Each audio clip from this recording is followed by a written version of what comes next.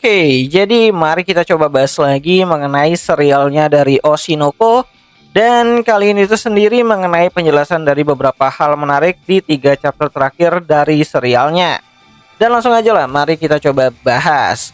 Nah, yang pertama itu adalah mengenai monolognya dari si Akane. Dimana kalau kalian sadar, dari chapter ke-164 dan juga 165-nya, Akane berperan sebagai seorang narator untuk ceritanya dari Oshinoko itu sendiri. Dan aku pikir chapter ke-166-nya juga akan masih memiliki monolog dari si Akane. Terus kenapa Akane dan bukannya si Ruby ataupun Arima Kana? Atau mungkin idealnya itu adalah si gadis gagak yang memberikan monolog pada ceritanya Oshinoko, yang bertugas juga sebagai seorang pengamat. Nah, kenapa tuh gitu kan? Nah, jadi menurutku sendiri meskipun Akane adalah karakter sampingan dari serialnya Oshinoko ini tuh sendiri, Akane adalah karakter yang sangat mengerti pemikirannya dari si Aqua. Bahkan Akane juga tidak menampakkan rasa kesedihan yang berlebihan ya, seperti Arima Kana yang menampar mayatnya si Aqua, atau Ruby yang tidak keluar rumah dengan waktu yang cukup lama. Ya, alasan ketenangan mental dan mampu mengendalikan emosi inilah yang membuat Akane ditunjuk sebagai orang yang memberikan monolog pada 3 chapter terakhir dari serialnya Oshinoko. Apalagi Akane adalah orang yang diselamatkan oleh Aqua pada saat insiden cyberbullying sebelumnya.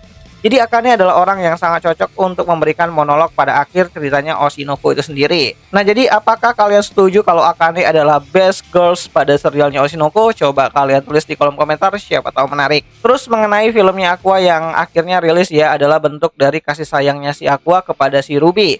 Dimana Aqua bukan hanya melindungi Ruby dari Hikaru, namun Aqua juga memberikan garansi jaminan untuk Ruby di masa depan.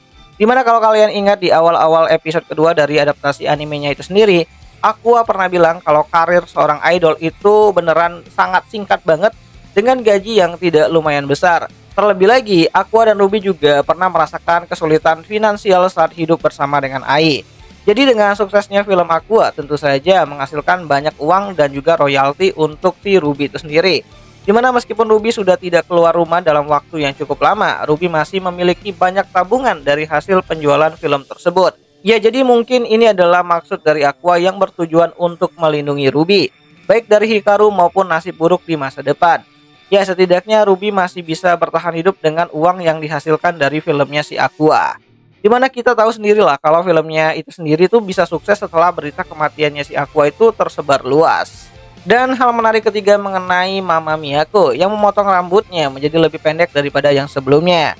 Dimana kita tahu kalau cewek Jepang itu sudah motong rambutnya dan menjadi lebih pendek gitu kan, itu artinya ia sudah merasa move on. Namun meskipun begitu, sepertinya Mama Miyako akan butuh waktu yang cukup lama sehingga dia bisa mengikhlaskan kepergiannya dari si Aqua.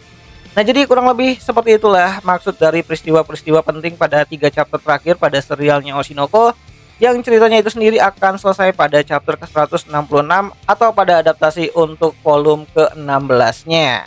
Dan ya, itu aja lah dulu mengenai pembahasan singkat mengenai 3 chapter terakhir dari serialnya Oshinoko. Dan kalau kalian punya pendapat lain, kalian bisa bantu aku dengan cara menuliskannya itu di kolom komentar. Siapa tahu menarik, seperti ya janjinya si Arima Kana gitu kan, yang telah menampar Aqua.